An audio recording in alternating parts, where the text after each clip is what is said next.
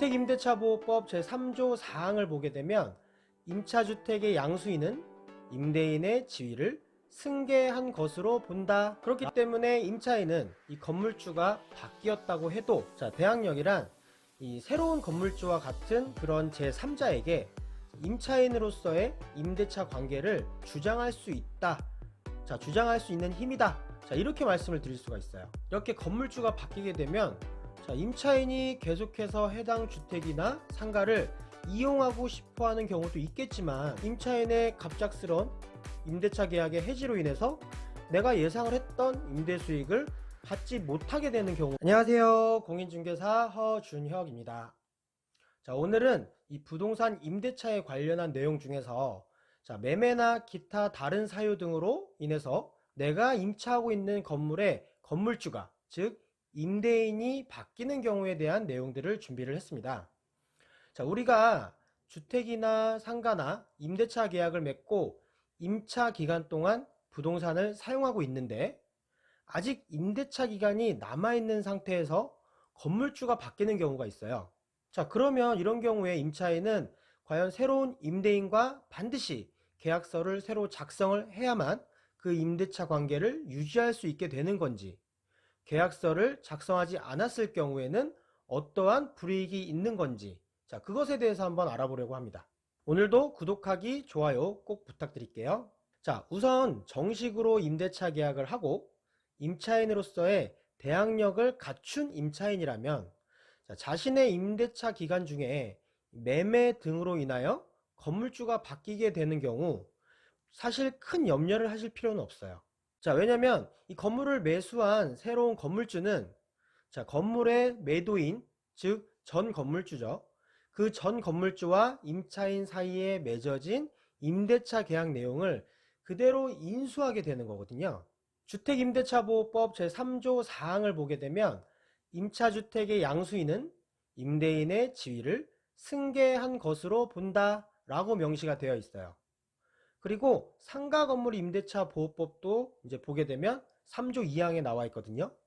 임차 건물의 양수인은 임대인의 지위를 승계한 것으로 본다 라고 명시가 되어 있어요. 그러니까 주택이든 상가든 그 임대차 관계를 매수인이 인수한 것으로 본다 라는 거죠. 그렇기 때문에 임차인은 이 건물주가 바뀌었다고 해도 굳이 새로운 임대인과 계약서를 새로 작성하지 않아도 남은 임대차 기간 동안 상가나 주택을 사용할 수 있게 되는 거예요. 여기서 이제 대항력이라는 게 뭐냐면요, 이 대항력을 한번 짚어드려야 될 것 같은데요. 대항력이란 이 새로운 건물주와 같은 그런 제3자에게 임차인으로서의 임대차 관계를 주장할 수 있다, 주장할 수 있는 힘이다, 이렇게 말씀을 드릴 수가 있어요. 주택임대차보호법 제3조와 또 상가건물 임대차보호법 제3조를 보면 이 대항력이 각각 명시가 되어 있어요. 주택의 경우에는 주택의 인도와 주민등록을 마치면 그 다음날부터 대항력이 생기게 되는 거예요. 그 당일이 아니라 그 다음날부터 대항력이 생기는 거예요. 꼭 주의를 하셔야 돼요. 즉 쉽게 말하면 내가 임대차 계약을 맺은 주택에 이사를 가서 살고 있으면서 전입신고를 하면 그 다음날부터 이 대항력이라는 게 생겨서 어느 누구도 함부로 나한테 와서 방빼란 소리를 못하게 된다는 거죠. 그리고 이 상가의 경우에는 건물의 인도와 사업자 등록 신청을 하면 그 다음날부터 대항력이 생기게 됩니다. 주택의 경우에는 전입신고였지만 이제 상가로 오게 되면 사업자 등록 신청을 해야 된다는 점 꼭 기억을 해 두셔야 돼요. 그리고 상가의 경우에는 한 가지 더 살펴볼 게 있죠. 바로 이렇게 대항력을 갖춘 상가 임차인의 경우에는 새로 바뀐 건물주에 대해서 굳이 계약서를 새로 쓰지 않아도 이 계약갱신 요구권을 행사를 할 수가 있어요. 단 이 계약갱신 요구권에 행사할 수 있는 기간, 그 기간은 임대인이 새로 바뀌었다고 해서 그 기간이 임대인이 새로 바뀐 시점부터 다시 시작되는 것은 아니에요. 반드시 기억을 해 두셔야 돼요.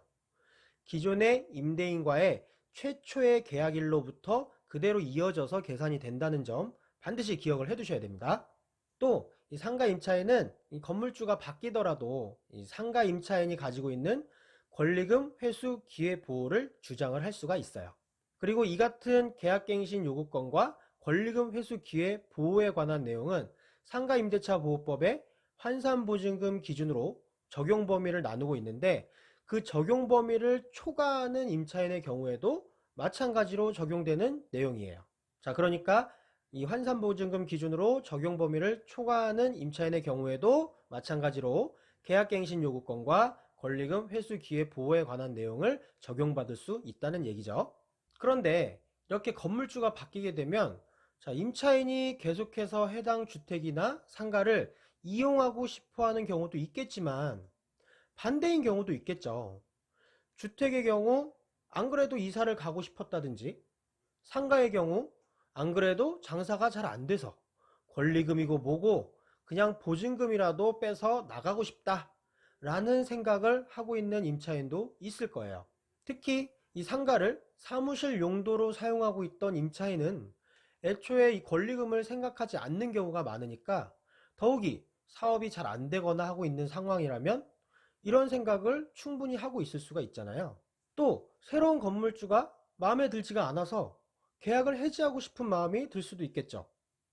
자, 이런 경우에 잘못하면 건물을 매수한 매수인 입장에서 아주 황당한 일을 당할 수가 있거든요. 지금부터의 내용은 이 건물을 매수하려고 하는 분들이 반드시 한번 체크를 해보셔야 되는 내용이에요. 바로 이 임차인은 임대차 관계가 새로운 임대인에게 승계되는 것을 원치 않는 경우 임대차 계약을 해지를 할 수가 있기 때문이에요. 이와 관련된 대법원 판례의 결정 요지에 대한 내용을 한번 살펴보면, 자, 이렇게 나와 있습니다.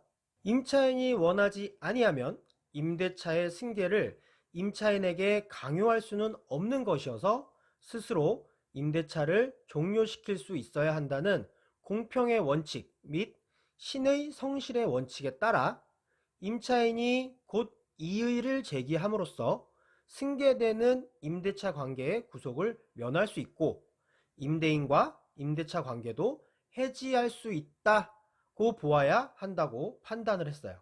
자, 이 얘기는 뭐냐면 결국에는 새로 바뀐 건물주와 임대차 관계를 계속 유지하고 싶지 않다면, 자, 임차인은 계약 해지를 요구할 수 있다는 내용이죠.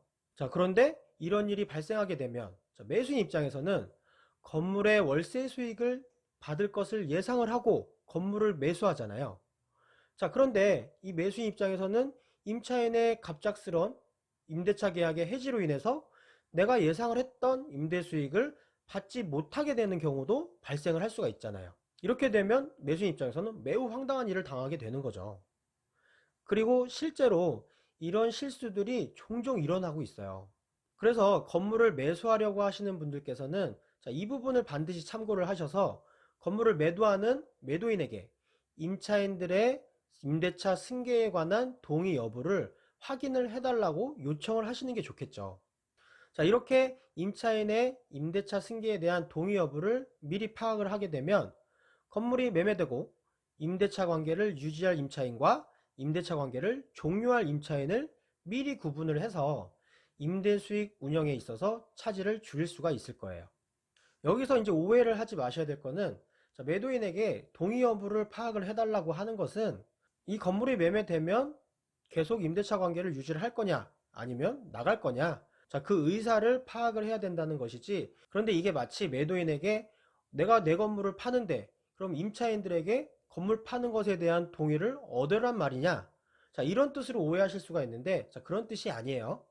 내가 건물을 팔 건데 건물을 팔았을 때 임대차 관계를 계속 유지할 건지 아니면 건물이 팔리면 자기는 계약 해지하고 나갈 건지, 자, 그 의사를 분명히 해달라 라고 동의서를 받는다는 얘기예요. 절대 오해하시면 안 됩니다. 그리고 매수인 입장에서는 이것을 반드시 요청을 해야지, 이걸 요청하지 않고 무턱대고 건물만 매수를 했다가는 나중에는 진짜 임차인들이 갑작스럽게 임대차 계약을 해지하고 나가겠다 하는 경우가 실제로 있어요. 그래서 이 부분 항상 유의를 하셔야 돼요. 자, 오늘은 이렇게 임차인의 임대차 기간이 남아있는 건물이나 주택, 자, 이런 것들이 매매가 되면서 건물주가 바뀌게 되는 경우 임차인과의 관계가 어떻게 되는 건지, 계약서를 반드시 새로 작성을 해야 하는지, 자, 그런 부분에 대해서 알아보았습니다.